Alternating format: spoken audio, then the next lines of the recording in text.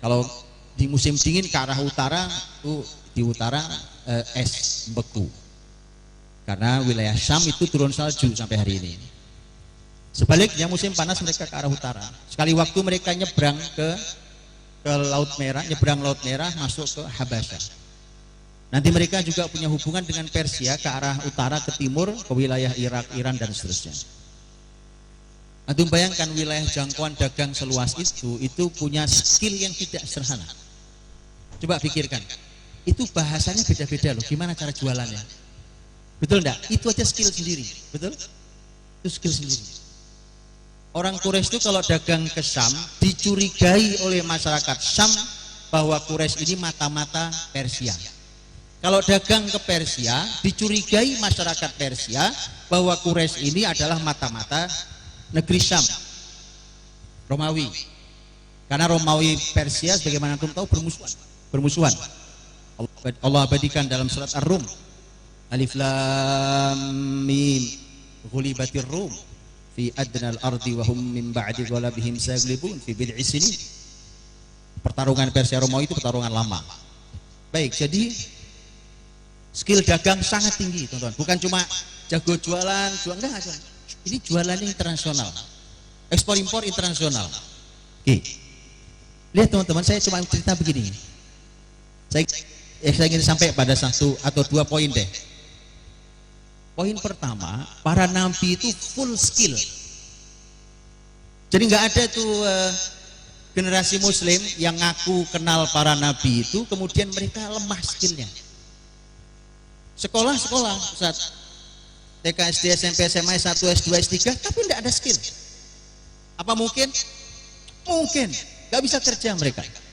Dan itu kesaksian banyak pemilik perusahaan. Cerita ke saya langsung bahkan.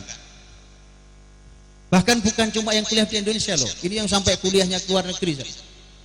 Saya punya teman seorang pengusaha besar. Dia cerita, saya buka lowongan pekerjaan. Ketika saya perlu orang dengan skill legal, ya skill legal, jadi skill hukum, membuat berita acara, membuat akad, buat yang berhubungan dengan hukum. Tidak main-main. Dia ambil lulusan Australia, bukan S1 yang diambil. Bayangkan tuh, diambil waktu itu kalau nggak salah S2 Australia. Kemudian dia bilang untuk menguji bahwa dia punya kemampuan tidak, tolong buat ini, tolong dibuat. Nggak bisa. Sekolah sudah sampai S2, bukan di dalam negeri bahkan, yang katanya lebih bergengsi kalau di luar. Nggak ada skill. Jadi kita niru siapa? Suatu hari beliau cerita lagi, memerlukan skill orang yang punya skillnya skill animasi, Ustaz. Buat animasi itu, animasi yang bisa gerak kartun itu, animasi. Iya. Dia bisa gambar dan itu orang sekolah jurusan animasi S1. Dah kurang apa? Begitu disuruh buat animasinya nggak gerak, Ustaz. Terus animasi nggak bisa gerak tuh nonton apa? Sudah, terus ini kan kesalahannya sangat serius. Jadi sekolah, teman-teman. Jadi makanya gini, saya cuma bilang gini, mestinya kita tidak larut dalam formalitas pendidikan. Sekolah sampai S3, nggak punya skill ada. Punya teman lain pengusaha, dia cerita ke saya, ada orang Ustadz Budi S1 S2 Jepang. S1 S2 Jepang, disuruh kerja nggak bisa. Ini betulan ini. Nah ini bukan, jangan dibayangkan itu orang di pedalaman. Enggak. Saya tinggal di pinggiran Jakarta, saya tinggal di Depok. Dan itu orang-orang yang tinggal di sekitar itu. Jadi ternyata tidak selalu berbanding lurus antara pendidikan hari ini dan skill. Bukan hanya skill yang sifatnya skill kayak tadi itu ya, bekerja, membuat apa, bukan hanya itu.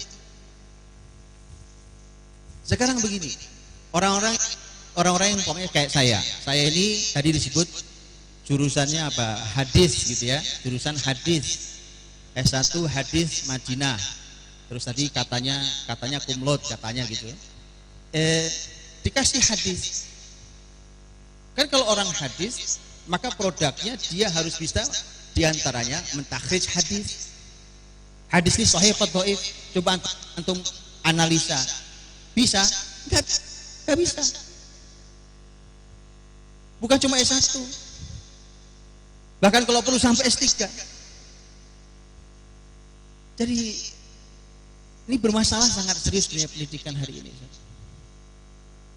Padahal antum tahu pendidikan Islam zaman dulu, apapun keilmuannya mereka punya skill sangat tinggi. Orang sekolah jurusan syariah, mestinya kalau ada orang bertanya fikih, dia ahli dalam menjawab. Tapi begitu ada pertanyaan fikih di masyarakat, dia bingung jawabnya. Kok buru-buru kita bicara tentang bagaimana para fuqaha zaman dulu, jawab. Jadi ini sangat masalah. Para nabi dan rasul itu punya skill sangat tinggi di bidangnya masing-masing. Itu satu. Yang kedua, skill para nabi tadi beda-beda, tapi ternyata mereka punya skill-skill yang sama.